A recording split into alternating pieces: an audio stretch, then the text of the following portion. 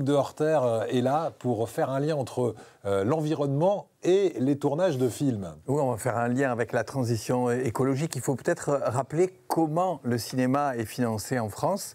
Il y a un organisme qui s'appelle le Centre national de la cinématographie et qui donne des aides. Alors, je ne sais pas si vous en avez eu pour votre premier tournage, peut-être pas. Non, mais je travaillais avec eux sur d'autres projets. Voilà. Voilà, ils sont Et depuis le 1er janvier, il y a ce qu'on appelle une condition une éco-conditionnalité, c'est-à-dire que quand on dépose un dossier pour demander de l'argent, il faut aussi dire quelle démarche on va avoir en matière de développement durable pour s'engager dans la transition écologique. Ça veut dire concrètement, qu'est-ce qu'on va faire comme effort au niveau des transports, parce qu'en général, les stars, elles voyagent toutes dans une voiture, elles sont toutes seules. Dans le cinéma, c'est rare qu'on fasse du covoiturage. Voilà. Les décors, souvent, ils ne sont pas recyclés, ils sont détruits, ils partent à la poubelle et ça tord le cœur de pas mal de gens. Enfin, il y a tout, à tous les niveaux. Pendant longtemps, tout ce qui était catering, c'est-à-dire restauration, c'était assiettes jetables en plastique, couverts jetables en plastique. Enfin voilà, il y a des tas de points sur lesquels on peut agir. Et le but du CNC, c'est de dire, bon, qu'est-ce que vous allez faire ? Mais ça ne suffit pas. C'est-à-dire que après le tournage, il faut rendre un autre mémoire pour montrer qu'est-ce qu'on a fait. Et si on ne le fait pas, il faut rendre l'argent au CNC ? Alors non, c'est pas... on n'est pas en présence de Khmer vert ou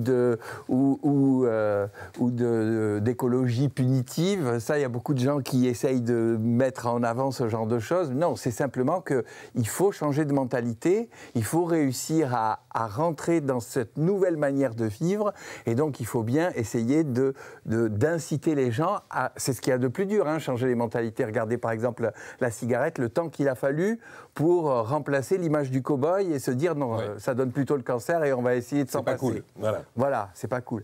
Et donc là, l'idée, ça a été de mettre en place tout ce qu'il faut pour pouvoir aller dans cette direction-là, parce que le cinéma, traditionnellement, c'est le luxe, les belles voitures, enfin c'est plutôt l'image qu'on a du cinéma.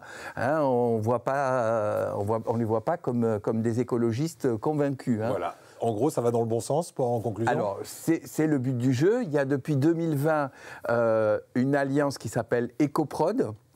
Il y a un site internet, d'ailleurs, avec un système pour calculer son bilan carbone pour le cinéma, qui s'appelle le Carbon Clap.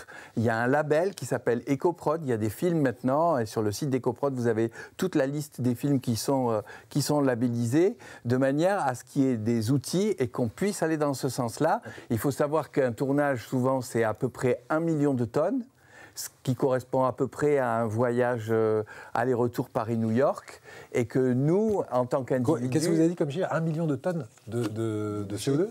1 million de tonnes de CO2. C'est ce que représente un tournage d'un long métrage. C'est ça. C'est une moyenne. Oui. Tout dépend si c'est une grosse production. Il est évident que le premier film qu'il a fait avec 70 000 euros... Et 4 jours de tournage, on était bien dans le Là, on était complètement EcoProd à fond. Donc on avait un éco-réalisateur sur notre plateau ce matin.